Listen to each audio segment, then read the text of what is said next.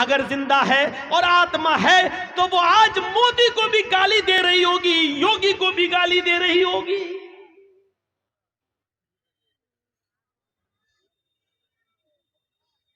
देखना है कितने वफादार हो तुम। तो सोचिए, ये सूरत हाल है हमारी। क्या दर्स है हमारा, क्या सबक हमें इस्लाम दे रहा है और हम क्या कर रहे हैं। हम नहीं है दहशतगर्द। जिस इस्लाम ने एक इंसान के कत्ल को पूरी मानवता और इंसानियत का कत्ल कहा हो, वो दहशतगर्द कैसे हो सकता है। मन कतल नफ्सन बिगैरि नफ्सिन औ फसादिन फकअन्नमा कतल अन्नास जमीआ। जिसने किसी एक नफ्स को, एक इंसान को कत्ल किया, एक मनुष्य को और एक इंसान को, हिंदू नहीं, मुसलमान नहीं, सिख नहीं, ईसाई नहीं, किसी को भी एक नफ्स को, एक मनुष्य को जिसने कत्ल कर दिया बगैर किसी जुर्म के और बगैर किसी फसाद के, हमारा कुरान कहता है फक़तल अन्नास जमीआ फकअन्नमा कतल अन्नास जमीआ। वो एक मनुष्य का कातिल नहीं, एक इंसान का कातिल नहीं, वो पूरी मानवता का, पूरी इंसानियत का कातिल है, पूरी दुनिया की इंसानियत का कातिल है। सुनो आरएसएस वालों, सुनो बीजेपी के गुंडों, सुनो सुनो, एक मनुष्य के कत्ल को पूरी मानवता और पूरी इंसानियत का कत्ल कह रहा हमारा कुरान। क्यों रुस्वा कर रहे हो? तुम्हें सत्ता तो मिल जाएगी, लेकिन रामचंद्र जी की आत्मा की कोस से और उसकी बद्दुआ से, उनके शाप से तुम नहीं बच सकोगे। सुनो सुनो, एक इंसान के कत्ल को पूरी इंसानियत, एक मनुष्य के कत्ल को पूरी मानवता का कत्ल, एक इंसान के कत्ल को पूरी इंसानियत, पूरी दुनिया का कत्ल कह रहा है हमारा कुरान। इससे बड़ा सामाजिक धर्म और इससे बड़ा इंसानियत का अलंबरदार धर्म कहां मिलेगा।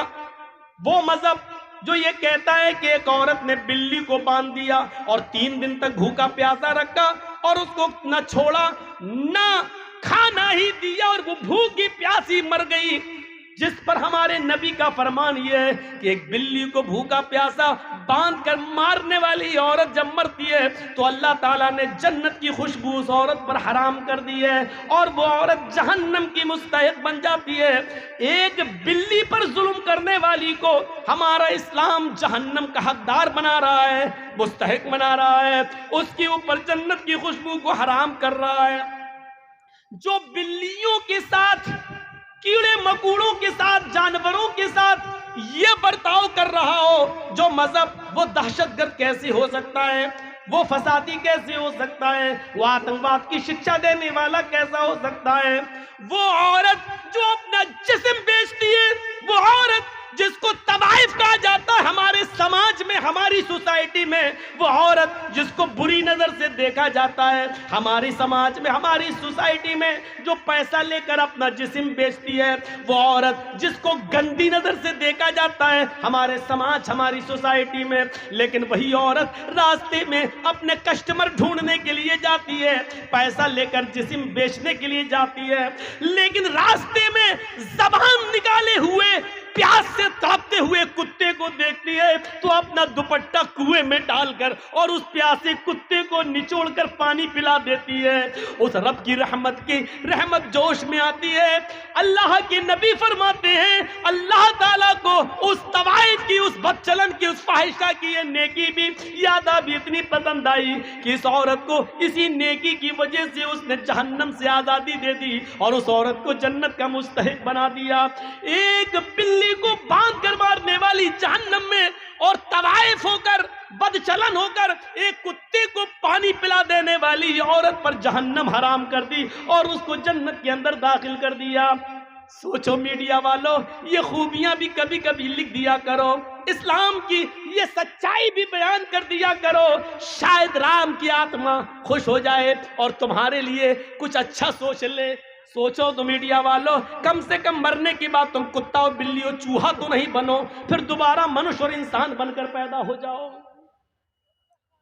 ये भी तो कम से कम बयान कर दिया करो, ये भी तो लिख दिया करो जो इस्लाम हमें ये तालीम देता है। हाँ, उस अबू सईद खुदरी खुदरी जो अल्लाह के नबी की लेटरीन कज़ाए हाजत का लोटा बंदना पकड़े हुए हैं और जंगल में चले चले जा रहे हैं। अल्लाह के नबी ने कहा लाओ अब ये लोटा मुझे दे दो, अब ये बर्तन मुझे दे दो और तुम यहीं बैठ जाओ, मैं जंगल में जाता हूं और लेटरीन से कज़ाए हाजत से फारिग होकर आता हूं।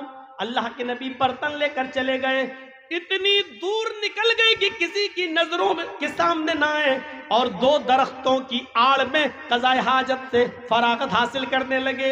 इधर अबू सईद खुदरी जिस पेड़ के नीचे बैठे हैं उस पेड़ के ऊपर चिड़िया का एक घोंसला है और उसके दो छोटे छोटे बच्चे चींची कर रहे हैं। अबू सईद खुदरी उस पेड़ पर चढ़ते हैं और चिड़िया के वो दो छोटे छोटे बच्चे उनको बहुत खूबसूरत लगते हैं, उन दो छोटे छोटे बच्चों को ले लेते हैं और अपनी मुट्ठी में लेकर नीचे उतर जाते हैं। थोड़ी देर के बाद चिड़िया आती है, चिड़िया घोंसले में देखती है कि मेरे बच्चे नहीं हैं, लेकिन बच्चे ची ची कर रहे हैं। चिड़िया के कानों में पेड़ के नीचे बैठे हुए अबू सईद खुदरी के हाथों में बच्चे नजर आ जाते हैं। चिड़िया अपने मुंह का दाना फेंकती है और ची ची करते हुए नीचे आती है और वो चिड़िया अबू सईद खुदरी के सर पे अपने पर मार रही है, गोया कि वो अपने बच्चों को लेना चाहती है कि आए अबू सईद मेरे बच्चों को मेरे हवाले कर दो, गोया कि वो अपने परों से ये कह रही हो। उधर से अल्लाह के रसूल लेटरीन से फारिग होके आ रहे हैं, देखते हैं कि चिड़िया अपना पर मार रही है और अपने बच्चे लेना चाहती है और इधर अबू सईद खुदरी उन बच्चों को छोड़ने के लिए तैयार नहीं है। ये मंजर देखकर रहमतुल लिल आलमीन की आंखों में आंसू आ जाते हैं और कहते हैं अबू सईद इस चिड़िया की दास्तान तुम नहीं समझ रहे हो, ये चिड़िया तुम्हारे सर के ऊपर उड़कर गर्दिश कर रही है, तवाफ कर रही है, पर मार रही है, ये तुमसे अपने बच्चे मांग रही है। जिस तरह हमें अपने बच्चों से प्यार होता है, हमें अपने बच्चों से मोहब्बत होती है, इन परिंदों को भी अपने बच्चों से मोहब्बत होती है। अबू सईद तुम इनके बच्चे वापस कर दो। उस चिड़िया का एक बच्चा छोड़ते हैं अबू सईद, चिड़िया झट से अपनी चोंच से उस बच्चे को पकड़ती है और उड़ती हुई घोंसले में रख देती है और फिर दूसरा बच्चा लेने आती है। अबू सईद ने दूसरा बच्चा छोड़ा, उस चिड़िया ने चोंच से दबाया और फिर दूसरी अपने बच्चे को भी उसी घोंसले में ले गई। अबू सईद खुदरी का बयान है, चंद दिनों के बाद मैंने सोचा कि चले उसी जगह पे चले, कुछ दाना लेकर, चिड़िया जो खाती है वो दाना लेकर चले और घोंसले में डाल दें। लेकिन 2-3 दिन के बाद जब अबू सईद खुदरी अपने पास से कुछ दाना लेकर, चिड़िया के खाने की गिजा लेकर जब गए तो क्या देखते हैं, अब उस जगह पर चिड़िया नहीं है, उसका घोंसला भी नहीं है, उसके बच्चे भी नहीं है। यानी उन बच्चों की मां चिड़िया ने सोचा कि इस जगह पर हमारे बच्चे सेफ नहीं है, किसी ने देख लिया है, ये कहीं ले ना जाए, तो वो चिड़िया अपने बच्चों को लेकर किसी सुरक्षित स्थान पर चली गई। मेरे नबी जनाब मोहम्मद रसूलुल्लाह सल्लल्लाहु अलैहि वसल्लम उन छोटे छोटे चिड़ियों के बच्चों की मां पर जुल्म नहीं कर सके और उन बच्चों को वापस करवा दिया। जिस इस्लाम की तालीम ये रही हो, वो बेकसूरों को मारने की इजाजत कैसे देगा, वो दहशतगर्दी की इजाजत कैसे देगा, वो किसी को कत्ल करने की इजाजत कैसे देगा। झूठे हो आरएसएस वालों, झूठे हो बीजेपी के गुंडों जो इस्लाम को तुम बदनाम कर रहे हो, और झूठे हो आए मीडिया वालों जो तुम सरकारी हड्डियों पर पलकर और इस तरीके की खुराफातें बयान कर रहे हो। झूठे हो तुम, झूठे हो तुम, अपने दावे में झूठे हो। तुम्हें परमेश्वर ही निपटेगा, तुम्हें तुम्हारे राम ही निपटेंगे, तुम अपने धर्म के मुताबिक तुम सच्ची सच्ची सजा पाओगे। अगर तुम सच्चे हो तो मनुष्य बनोगे और झूठे हो तो इंतजार करो कि मरने के बाद कुत्ता बिल्ली चूहा बंदर न बना दिए जाओ। यह सूरत हाल हमारी, हम अपने मुआशरे पे नजर डालें। अल्लाह के रसूल सल्लल्लाहु अलैहि वसल्लम एक अंसारी के बाग में चले जाते हैं, भूखे, आपके साथ आपके सहाबा भी हैं। उस अंसारी ने जल्दी से खजूर पेश कर दिए और अल्लाह के नबी को बिठा दिया। अल्लाह के नबी खजूर उठाते हैं, एक खजूर अपने मुंह तक ले जाते हैं, अभी खाते नहीं है, खजूर का टुकड़ा है, मुंह तक ले जाते हैं। या अचानक नजर पड़ती है एक ऊंट अपना सर नीचे किए हुए डाले हुए है। उसी बाग में एक ऊंट अपना सर नीचे किए हुए डाले है। अल्लाह के रसूल ने खजूर रख दिया और उस ऊंट के पास चले गए। जैसे ही उस ऊंट के सर पे अपना हाथ फेरा, होता है आप लोग अपने कुर्बानी के जानवरों पर हाथ फेरते हैं प्यार में, अल्लाह के रसूल ने जैसे ही उस ऊंट के सर पे अपना हाथ फेरा, उस ऊंट ने अपनी लंबी गर्दन अल्लाह के रसूल के सीने से लगा दी और उस ऊंट के आंखों से आंसू बह पड़े। अल्लाह के रसूल सल्लल्लाहु अलैहि वसल्लम को उस वक्त अल्लाह ने बजरिए जिब्रील बता दिया।